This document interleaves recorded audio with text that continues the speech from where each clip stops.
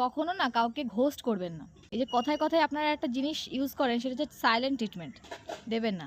আপনি হয়তো জানেন না যে মানুষের উপরে আমরা এই জিনিসগুলো এপ্লাই করি, এটা ব্রেকআপের থেকেও বেশি পেইনফুল হয়। নিজের উপরে সে প্রশ্ন তুলতে শুরু করে যে আমি কি কোনো ভুল করেছি? আমার এমন কোনো কাজ কি তাকে আঘাত করেছে? সে নিজেও জানে না যে সে নিজেকে কিভাবে ওই পরিস্থিতি থেকে বের করে নিয়ে আসবে। একটা শেষ অপশান, একটা শেষ তাকে কথা বলা কিছু। তাকে জানিয়ে দিন, তাকে ক্ল্যারিটি দিয়ে দিন একটা সম্পর্কে যে আমি আর এখন তোমার সঙ্গে থাকতে চাইছি না। দিনের পর দিন সেই মানুষটাকে ব্যস্ততার অজুহাত দেখিয়ে তাকে নিজেকে ট্রমাটাইজ করে দেবেন না।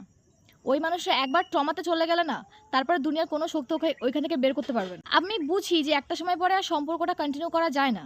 কারণ একটা লম্বা সময় চলার পরে না মানুষটা অসহ্য লাগতে শুরু করে। তার কথা, হাসি, ব্যবহার, সে যদি পুরো পোশাকও পরে, মানে সবকিছুতে আমরা প্রশ্ন তুলতে শুরু করি। আপনি যেরকমভাবে ভালো থাকা বেছে নিয়েছেন, ওই মানুষটারও আছে। সেও ভালো থাকতে পারবে। এই যে সে রাতের পর রাত না ঘুমিয়ে যে ওভারথিংকটা করছে, তার তো শরীরটা খারাপ হয়ে যাচ্ছে।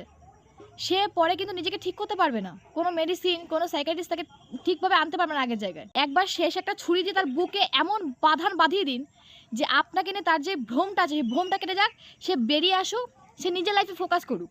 সে তার মতন করে বাঁচুক। আপনি আপনার মতন বাঁচুন, কাদা ছেঁড়াছেড়ি কোনো দরকার নেই। ভদ্রতার সহিত সম্পর্কে এসেছিলেন, ভদ্রতা নিয়ে নম্রভাবে সম্পর্ক থেকে বেরিয়ে যান। ব্যাস।